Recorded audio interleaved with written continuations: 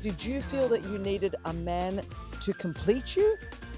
Or did you feel that you were meant to marry your husband for purpose? I am so excited to be bringing to you our brand new friend, Dr. Tam Wai Jia. Now, you all have to know, this is now in Singapore. It's 5 a.m. that we are recording.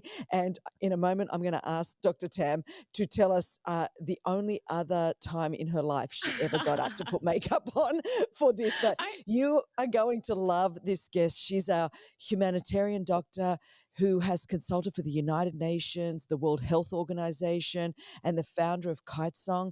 She was selected as a young changemaker in Forbes Asia's inaugural 30 under 30 list, and her latest book, Dream Brave, just out, Dare to Live by Faith When You Feel Too Small. Now, this book was just released a few weeks ago in January. So Dr. YG has a master's in public health from Johns Hopkins University. Dr. YG has a master's in public health from Johns Hopkins University and a master's in theology. And she's also a girl mum, which, me being a mother of two girls, I love that sort of thing. So, Dr. Tam, I'm so grateful you got up at the crack of dawn for us. well, it was no trouble at all, Christine and Rachel. Well, the last time I woke up this early to get makeup on my face was 11 years ago on my wedding day. But you guys are so worth it. I'm so happy to be here. We're just so glad. You have been such an inspiring and faithful writer to our Propel audience. I know Bronwyn, who oversees all of our editorial, could not rave more about you when we were even launching the podcast. She's like, you are going to have Dr. Tam. And I'm like, I will do whatever you say, Bronwyn. So this is like just a gift that we have you. And, you know, you write specifically in the area of calling, which, I mean, whatever sphere of life any woman's in, whether she's in the corporate world, whether she's a doctor, lawyer, teacher, in vocational ministry, the whole area of calling is such a big deal for women. Absolutely. So I'm very excited to talk to you about this today. And tell me, like, why do you feel a particular sort of unction to write and talk so much about that? Wow. Thank you so much, Christine. Wow. I think that has got a lot to do with the life-changing incident that happened when I first accepted Christ and when I went to Nepal on my own when I was 18. So back then, I really had never even read the Bible fully, didn't really fully understand the gospel, but I just received Christ. And I just did this crazy thing. I spent 6 weeks alone at a children's home in Kathmandu. And during that time, God really met me because the whole time I kept asking him, like, Jesus, are you real? Like, if you are, you have to show me. And in the middle of our time there, what happened was that we were traumatically evicted. Like, we just received a phone call and they said, all of you have to get out of the house and move to a new place. And I found out from the missionary house parents that this happened year after year because of the stigma that was attached to these young women. And I told myself, how can this happen? At that time, I had no credentials. I wasn't in medical school, hadn't even been accepted. I had very low self-esteem. And all I asked was, God, what do I do? And I remember leaving Kathmandu at the airport, and the pastor had dropped me off. And I just said to him, like, what needs to be done? And he said, all the girls need is a permanent home to live in so that we don't have to keep moving year after year, but it's going to take over $100,000. Wow. And I remember that shattering that just came upon me. I'm like, what can I do? I'm nobody. Those were like the literal words that came out of my mouth. And I still remember that scene of me being dropped off at the airport and me doing this ridiculous thing. At that moment, I suddenly had this desire in my heart to tell him my dream. Because for days, I had been having this stirring in my heart to write and paint a picture book called Kitesong. And so I turned back, I ran to him, and I said, Pastor, I have something to tell you. I have this crazy idea. I wanna draw and illustrate this book, and I wanna raise funds, and we're gonna buy the home. And he looked at me in all seriousness, and he said, Wai Jia, you have to do this. You have to. And when I went back to Singapore, I started to draw, I started to illustrate. I didn't have any Christian connections. I didn't grow up in a Christian family at all. I had no networks, nothing. And within the next 3 months, God published the book Kite Song, and over $100,000 was raised. So right now in my living room, actually wherever in the world I travel to, which has been a lot with my family, there is a picture of nearly the same girls seated almost 10 years apart in almost the same positions. And it's that juxtaposition that is such a powerful reminder to me that each of us have a call in our lives. Each of us have a dream in our hearts. And no matter how small, how big, how silly, how ridiculous, how whimsical we think it is, as long as we put it in the hands of a big God, God is there to bring it to fruition if it's in his plans. Our job is not to second guess ourselves or God. Our job is to surrender it and say, God, it's yours. Yeah, and so this is the book, the little book that was published 18 years ago. And so that's why the nonprofit is named after it. Yeah, yeah, yeah. I So feel like that, we could mm, literally just end the podcast now. Yes, Like this has I'm been with you. 6 minutes and I feel like we could just end there. But I know from reading all of the articles that you've done at Propel, I know you have so much more to say. And oh, YJ, it has been such a blessing to get to read and edit these articles and to see the response from women. And mm, so what I want to know is, you talked about how you got that vision to yeah, do that book yeah, and you said I'm nobody. yeah, yeah, How did you overcome those feelings of feeling so unqualified, of feeling like you couldn't do it? Because you said when you put it in the hands of a big God, yeah. but that's a hard thing to do. Yes, Right? yes, yes. How did you do that? Wow, that is such a great question, Rachel.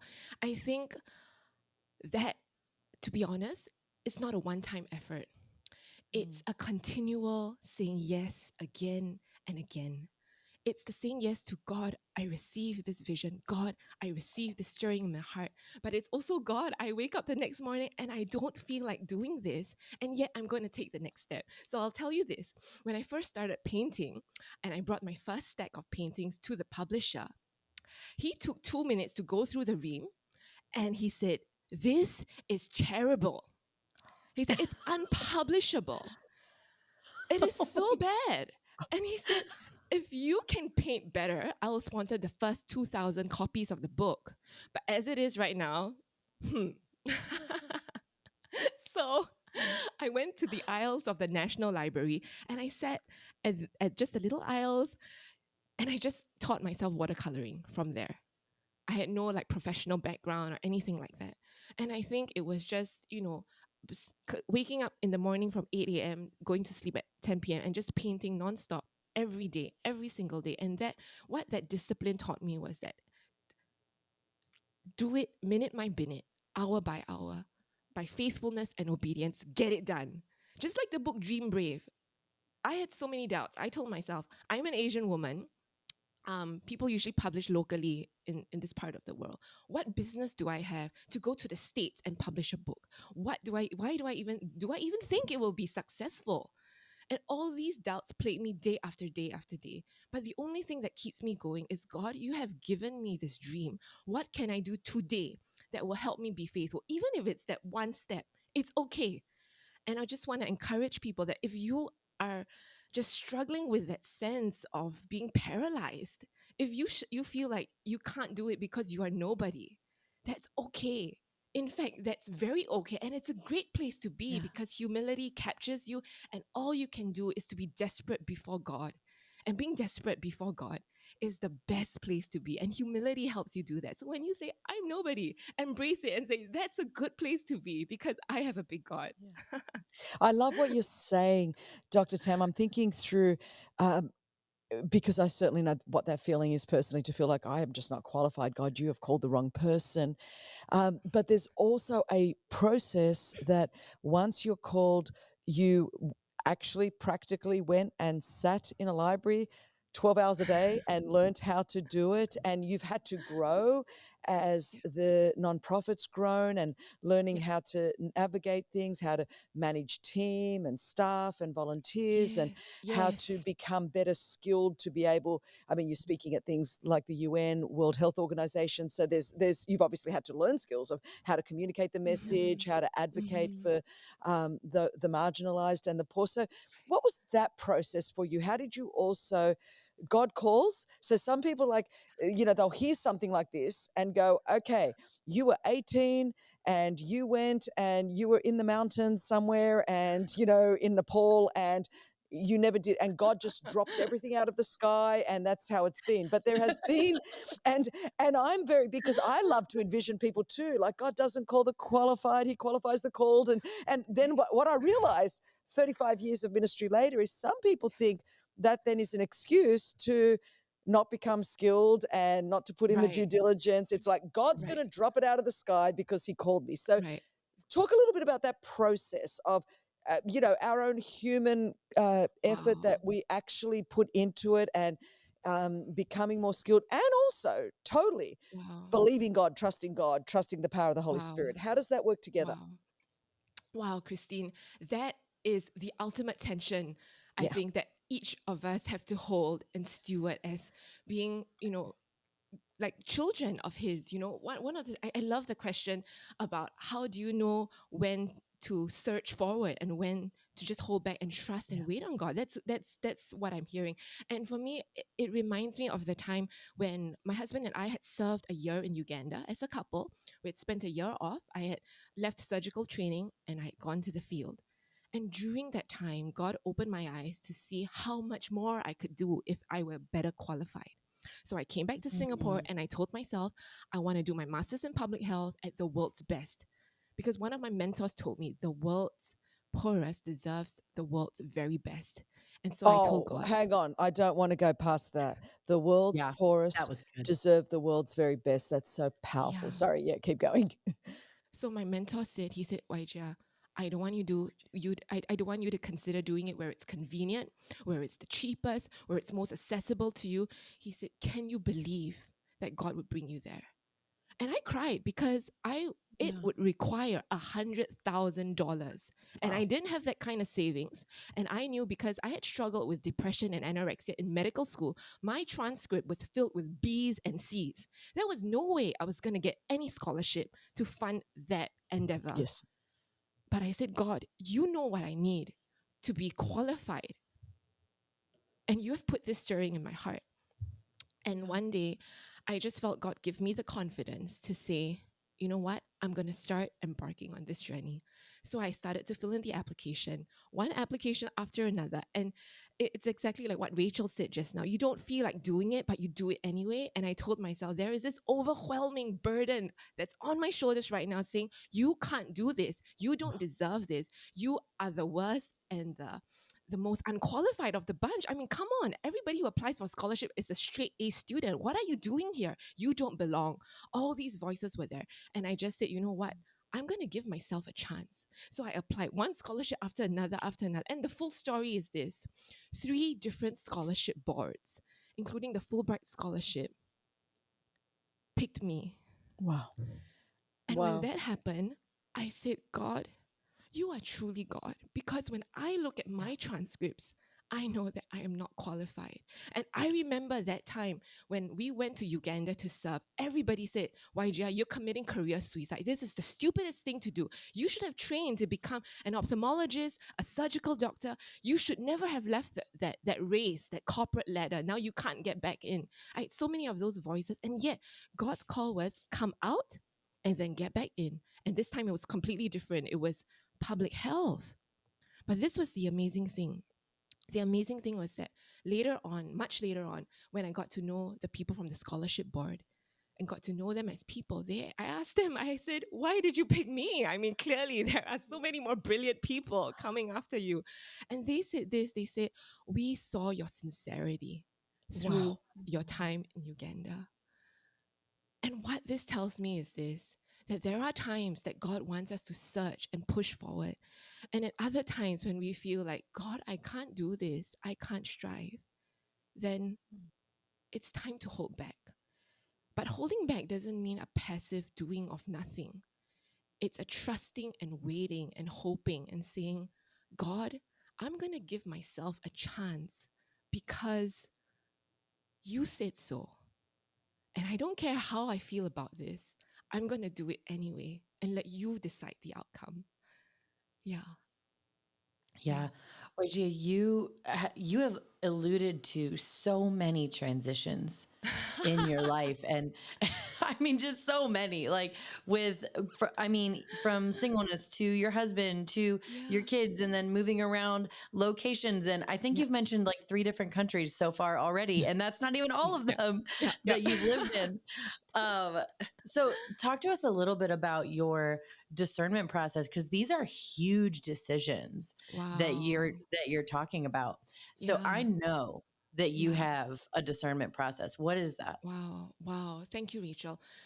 Well, just to give a little bit of context, my husband and I, in the first 8 years of marriage, we moved over 12 times, over 4 different countries. So that was really intense.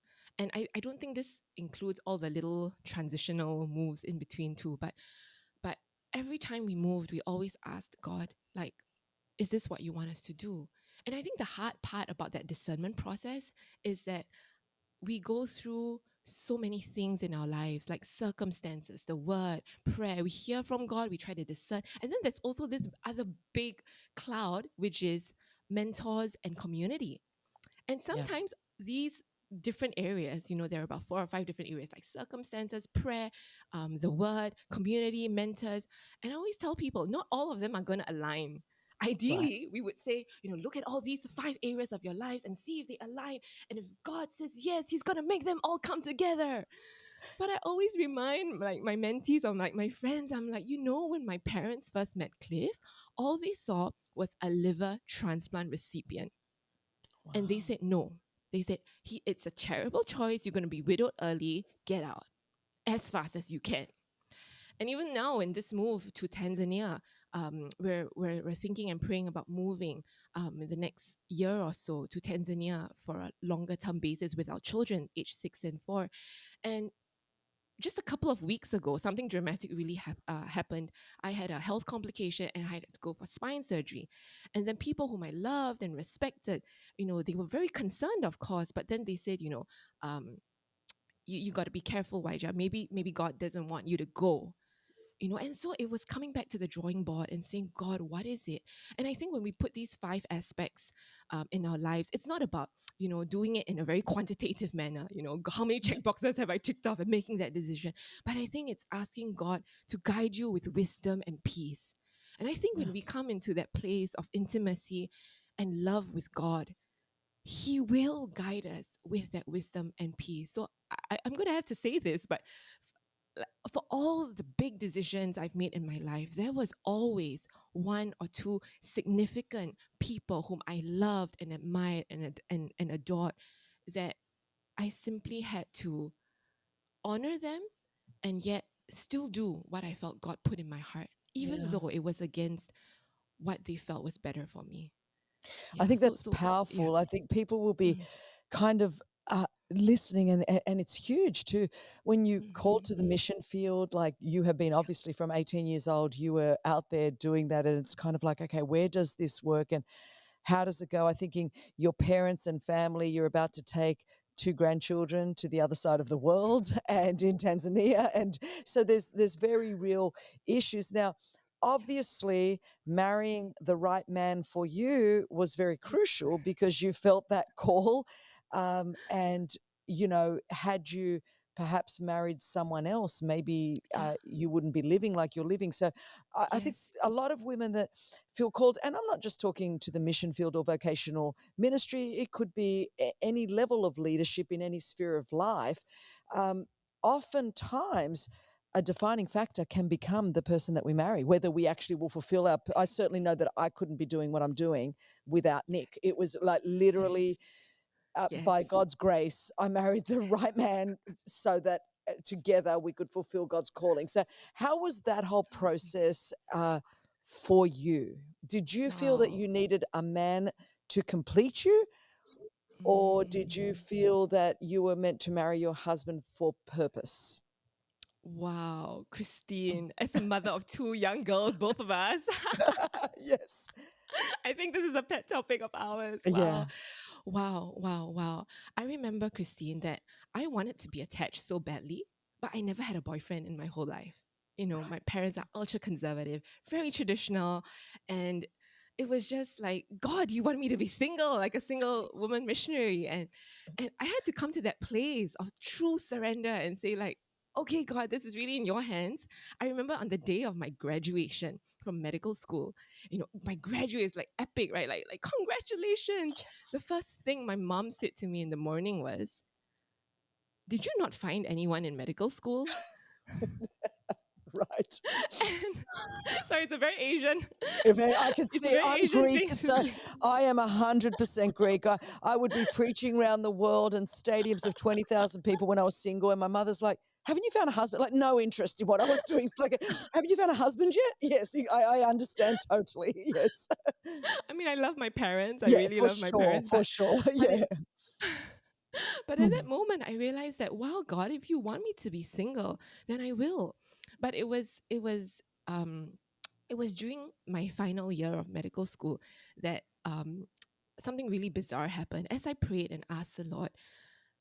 And by this time, I remember I had already surrendered it to God. I during my recovery process from anorexia, it was very interesting that I picked up triathlon, and in a strange way, that kind of new community helped me to get out of this cloud that I was walking through. And one day, just to find out, like, you know, the spiritual meaning behind the sport and, like, you know, what I was doing, you know, I'm like, God, you know, is this what you want for my life? I just randomly Googled Christian triathlete, and I landed accidentally on this man's blog. And this man's blog title is A Soul of a Christian Triathlete. And it's about him having liver cancer when he was 10 years old, recovering from that, and going on to do a full Ironman after that, and then giving up everything, his life there, packing up to go to the mission field. And when I read that, I was like, wow. So I thought to myself, I'm just going to leave a comment. Your life is very inspiring. It was not any idea of mine to, like, you know, try to like get his attention or anything. No, no, no, no, no. It was simply like, wow, your life is very inspiring. But what I didn't know, I assumed he was married. He's old. Well, it was 7 years apart. But then he found my blog. And then when he found my blog, he thought something else. He thought, this is the girl I'm going to marry. Wow. I know. Someone is It's getting wild. hope right now. Somebody's listening to this podcast, Rachel, and this is a word from the Lord. Keep Right. going. Yeah. They're like, Dr. Tam told me to slide in Come the on. DMs. And just, I mean, it was wild. We started writing to each other, and some time after a few months, I just told myself, this is nuts. He could be like a cyber sex stalker for all I know.